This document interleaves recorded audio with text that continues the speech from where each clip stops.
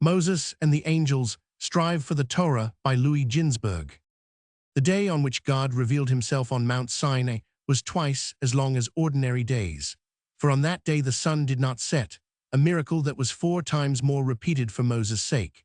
245, when this long day had drawn to its close, Moses ascended the holy mountain, where he spent a week to rid himself of all mortal impurity, so that he might betake himself to God into heaven. At the end of his preparations, God called him to come to him. 246 Then a cloud appeared and lay down before him, but he knew not whether to ride upon it or merely to hold fast to it. Then suddenly the mouth of the cloud flew open, and he entered into it, and walked about in the firmament as a man walks about on earth. Then he met Kemuel, the porter, the angel who is in charge of 12,000 angels of destruction, who are posted at the portals of the firmament. He spoke harshly to Moses, saying, "What dost thou here, son of Amram, on this spot belonging to the angels of fire?"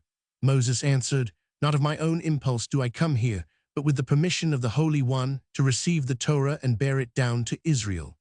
As Kemuel did not want to let him pass, Moses struck him and destroyed him out of the world, whereupon he went on his way until the angel Hadaniel came along.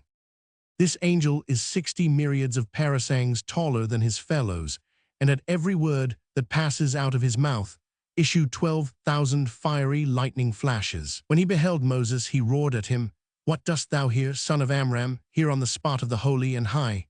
When Moses heard his voice, he grew exceedingly frightened, his eyes shed tears, and soon he would have fallen from the cloud. But instantly the pity of God for Moses was awakened, and he said to Hadaniel, "You angels have been quarrelsome since the day I created you. In the beginning, when I wanted to create Adam, you raised complaint before me and said, 'What is man that thou art mindful of him?' And my wrath was kindled against you, and I burned scores of you with my little finger. Now again ye commence strife with the faithful one of my house, whom I have bidden to come up here to receive the Torah and carry it down to my chosen children Israel. Although you know that if Israel did not receive the Torah, you would no longer be permitted to dwell in heaven." When Hadaniel heard this, he said quickly to the Lord, "O Lord of the world, it is manifest and clear to thee that I was not aware he came hither with thy permission, but since I now know it, I will be his messenger and go before him as a disciple before his master." Hadaniel hereupon, in a humble attitude, ran before Moses as a disciple before his master, until he reached the fire of Sandalphon, when he spoke to Moses, saying, "Go turn about, for I may not stay in this spot, or the fire of Sandalphon will scorch me." This angel towers above his fellows by so great height that it would take 500 years to cross over it. He stands behind the divine throne and binds garlands for his Lord. Sandalphon does not know the abiding spot of the Lord either, so that he might set the crown on his head, but he charms the crown, so that it rises of its own accord until it reposes on the head of the Lord. As soon as Sandalphon bids the crown rise, the hosts on high tremble and shake, the holy animals burst into paeans, the holy seraphim roar like lions and say, "Holy, holy, holy is the Lord of hosts, the whole earth is full of his glory."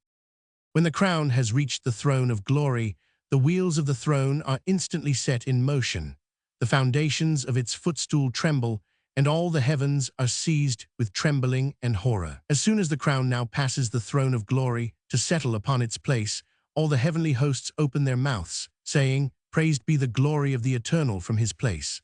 And when the crown has reached its destination, all the holy animals, the seraphim, the wheels of the throne, and the hosts on high, the cherubim and the hashmalim speak with one accord. The Eternal is King, the Eternal was King, the Eternal will be King in all eternity. Now when Moses beheld Sandalphon, he was frightened, and in his alarm came near to falling out of the cloud.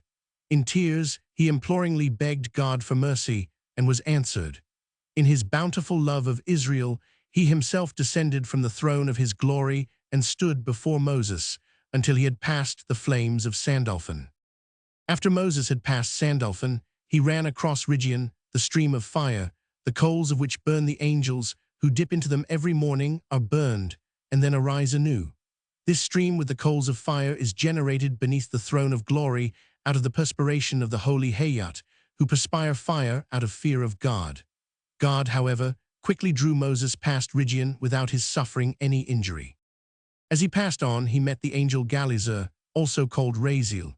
He it is who reveals the teachings to his Maker and makes known in the world what is decreed by God.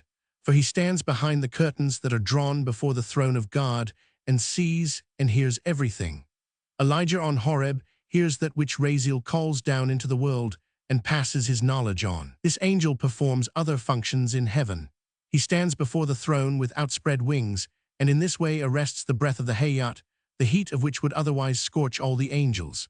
He furthermore puts the coals of Rigian into a glowing brazier, which he holds up to kings, lords, and princes, and from which their faces receive a radiance that makes men fear them. When Moses beheld him, he trembled, but God led him past unhurt. He then came to a host of angels of terror that surround the throne of glory and are the strongest and mightiest among the angels.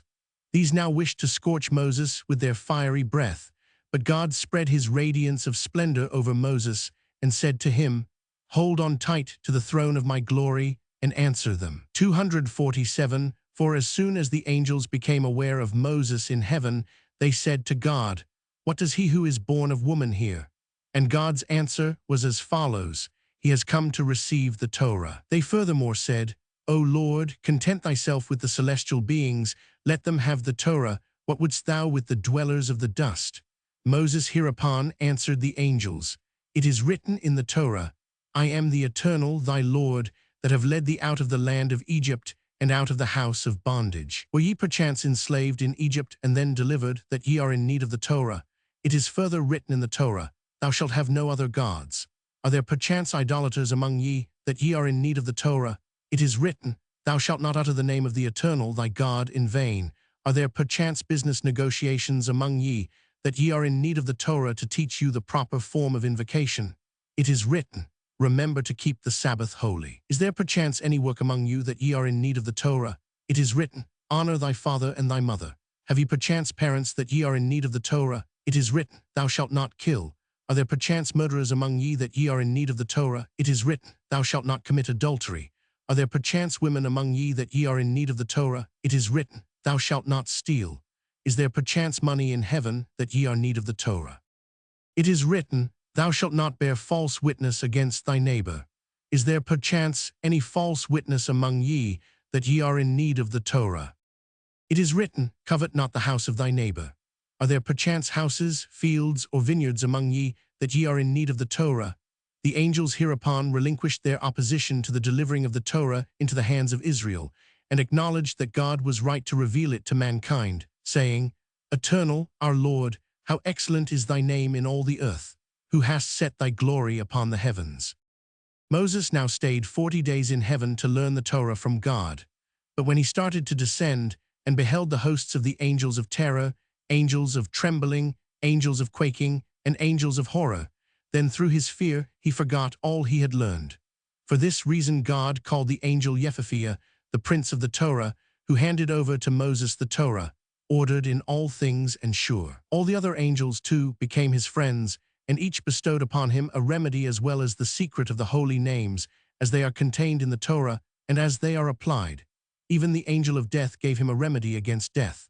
The applications of the holy names, which the angels through Yephiphia, the prince of the Torah, and Metatron, the prince of the face, taught him, Moses passed on to the high priest Eleazar, who passed them to his son Phinehas, also known as Elijah.